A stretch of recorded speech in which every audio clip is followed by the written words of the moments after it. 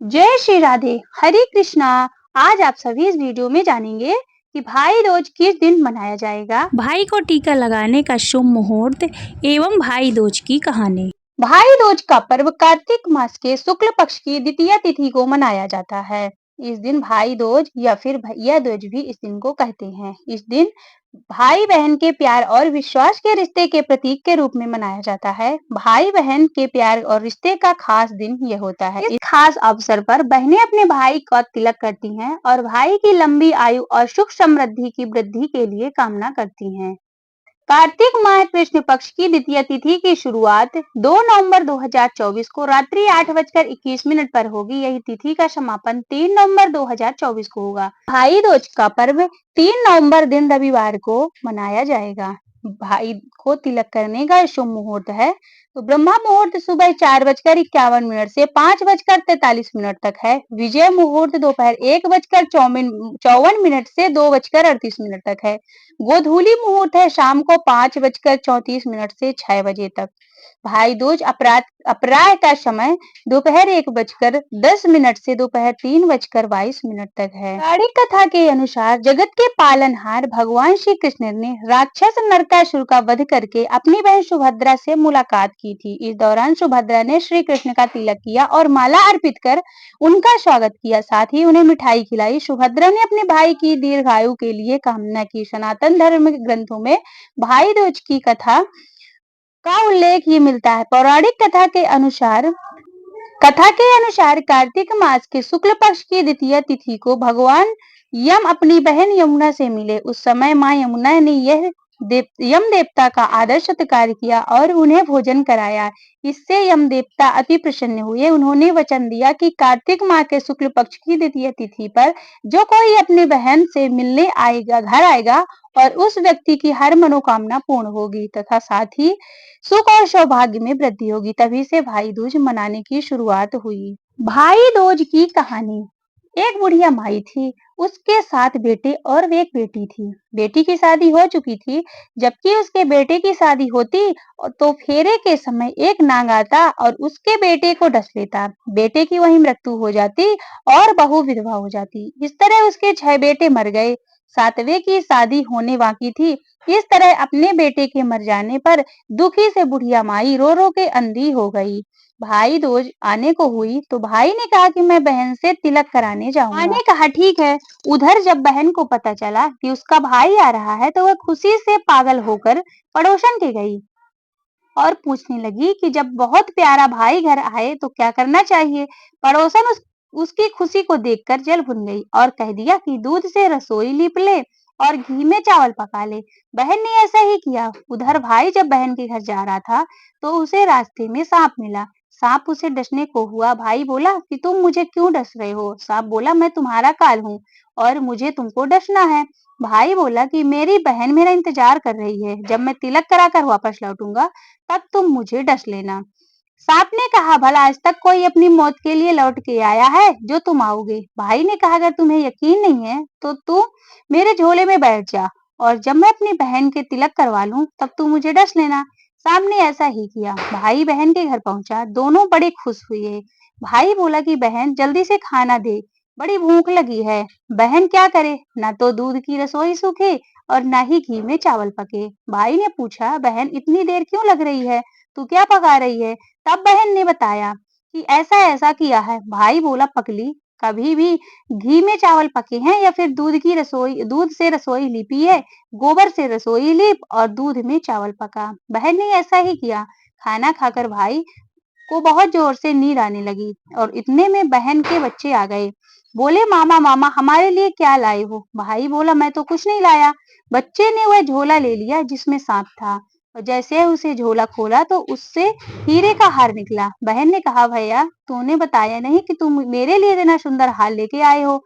भाई बोला कि बहन तुझे पसंद है तो तू ले लो, मुझे हार का क्या करना है। अगले दिन भाई बोला कि अब मुझे जाना है, मेरे लिए खाना रख देना। बहन ने उसके लिए लड्डू बनाकर एक डब्बे में रख दिए। भाई कुछ दूर जाकर थककर एक पेड़ के नीचे सो गया। उधर बहन के जब बच्चों को जब भूख लगी तो माँ से कहा कि खाना दो। माँ ने कहा खाना अभी बनने में देर है। तो बच्चे बोले कि मामा को जो रखा है वही दे दो। तो वह बोली कि लड्डू बनाने के लिए बाजरा पीसा था, वही बचा पड़ा है, चक्की में जाकर खा लो। बच्चों ने देखा कि चक्की में तो सांप की हड्डियां पड़ी हुई हैं। वही बात माँ को आकर बताई तो वह बावली सी हो गई और भाई के पीछे भागी। रास्ते भर लोगों से पूछती कि मेरा भाई गैल बटोरी मेरा गैल बटोरी देखा, किसी ने मेरा बावड़ा सा भाई देखा।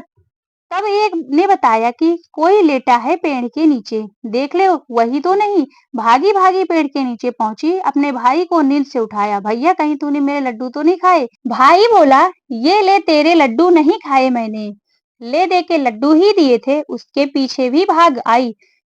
बहन बोली नहीं भाई तू झूठ बोल रहा है, जरूर तूने खाया है, अब मैं तेरे साथ साथ चलूंगी। भाई बोला तू ना मान रही तो चल। फिर चलते चलते बहन को प्यास लगी और वह भाई को कहने लगी कि मुझे पानी पीना है। भाई बोला कि अब मैं यहाँ तेरे लिए पानी कहाँ से लाऊं, देख दूर कहीं चील उड़ रही थी और चली जा वहां, शायद तुझे पानी मिल जाए।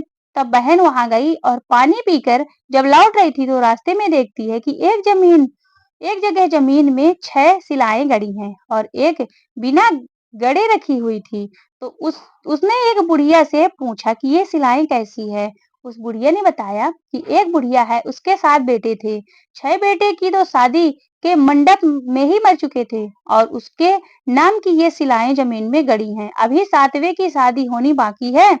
जब उसकी शादी होगी तब वह भी मंडप में ही मर जाएगा, तब यह शिला भी जमीन में गड़ जाएगी। यह सुनकर बहन समझ गई कि ये शिलाएं किसी और की नहीं बल्कि उसके भाइयों के नाम की है। उसने उस बुढ़िया से अपने 7वें भाई को बचाने का उपाय पूछा तो बुढ़िया ने उसे बतला दिया कि वह अपने 7वें भाई को कैसे बचा सकती है। सब जानकर वह वहां से अपने बाल खुले कर पागलों की तरह अपने भाई को गालियां देती हुई चली। भाई के पास आकर बोली कि तू तो जलेगा कुटेगा मरेगा। भाई उसके ऐसे व्यवहार को देखकर चौंक गया और उसे कुछ समझ नहीं आया। इसी तरह दोनों भाई बहन माँ के घर पहुंच गए। थोड़े समय बाद भाई के लिए सगाई आने लगी तो उसकी शादी तय हो गई। जब भाई को सहरा पहनाने लगे तो वह बोली कि इससे क्यों सहरा बंधेगा, सहरा तो मैं पहनूंगी, ये तो जलेगा मरेगा। तब लोगों ने परेशान होकर सहरा बहन को दे दिया। बहन ने उसमें कलंगी कल की जगह सांप का बच्चा था। बहन ने उसे निकालकर फेंक दिया और जब वह घोड़ी पर चढ़ने लगा तो बहन फिर बोली कि ये घोड़ी पर क्यों चढ़ेगा, घोड़ी पर तो मैं बैठूंगी, ये जलेगा मरेगा, इसकी लाश को चील कौवे खाएंगे। सब लोग बहुत परेशान थे, सबने उसे घोड़ी पर ही चढ़ने दिया। जब जब बारात चलने को हुई तब बहन बोली कि ये क्यों दरवाजे से निकलेगा, ये तो पीछे के रास्ते से जाएगा, दरवाजे से तो मैं निकलूंगी। जब वह दरवाजे के नीचे से जाके निकल रही थी तो अचानक दरवाजा गिरने लगा। बहन ने एक ईंट उठाकर अपनी चुन्नी में रख ली, दरवाजा वहीं रुक गया। सब लोगों को बड़ा अचंभा हुआ। रास्ते में एक जगह बारात रुकी तो भाई को पीपल के पेड़ के नीचे खड़ा कर दिया। बहन कहने लगी कि ये क्यों छाव में खड़ा होगा, ये तो धूप में खड़ा होगा, छाव में मैं खड़ी होंगी। जैसे ही वह पेड़ के नीचे खड़ी हुई तो पेड़ गिरने लगा और बहन ने एक पत्ता तोड़कर अपनी चुन्नी में रख लिया। पेड़ वहीं के वहीं रुक गया। तब तो सबको विश्वास हो गया कि ये बावली कोई जादू टोना सीख कर आई है जो बार बार अपने भाई की रक्षा कर रही है। ऐसा करते करते फेरे का समय आया। जब दुल्हन आई तो उसने दुल्हन के कान में कहा, अब तक मैंने तेरे पति को बचा लिया, अब तू ही अपने पति को और साथ ही अपने मरे हुए जेठों को बचा सकती है। फेरे के समय एक नाग आया और जैसे ही दूल्हे को डसने को हुआ तो दुल्हन ने उसे एक लोटे में भरकर ऊपर से प्लेट से बंद कर दिया। थोड़ी देर बाद नागिन लहर लहर करती हुई आई और दुल्हन से बोली कि तू मेरा पति छोड़। दुल्हन बोली पहले तू मेरा पति छोड़। नागिन ने कहा ठीक है, मैंने तेरा पति छोड़ा। दुल्हन ऐसे नहीं, पहले 3 बार बोल। नागिन ने 3 बार बोला, फिर बोली कि अब मेरे पति को छोड़। दुल्हन बोली एक मेरे पति से क्या होगा, हंसने हंसने बोलने के लिए जेठ भी तो होना चाहिए, एक जेठ भी छोड़। नागिन ने जेठ के भी प्राण दे दिए। फिर दुल्हन ने कहा एक जेठ से लड़ाई हो गई तो एक और जेठ जो विदेश चला गया वो तीसरा जेठ भी छोड़। इस तरह एक एक करके उसने अपने 6 जेठों को जीवित करा लिया। उधर रो रो के बुढ़िया का बुरा हाल था कि अब तो उसका 7वां बेटा भी बाकी के बेटों की तरह मर जाएगा। गांव वालों ने उसे बताया कि उसके 7 बेटा और बहुएं आ रहे हैं।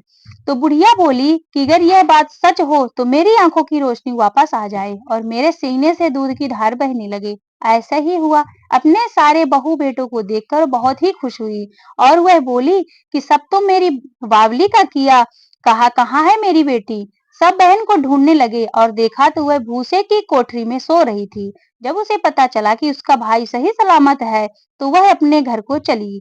उसके पीछे पीछे सारी लक्ष्मी भी जाने लगी। बुढ़िया ने कहा, बेटी पीछे मुड़ के देख, तू सारी लक्ष्मी ले जाएगी तो तेरे भाई भाभी क्या करेंगे? तब बहन ने पीछे मुड़ के देखा और कहा कि जो माँ ने अपने हाथ से दिया वह मेरे साथ चल, बाद बाकी का भाई भाई और भाभी के पास रहे। इस तरह एक बहन ने अपने भाई की रक्षा की।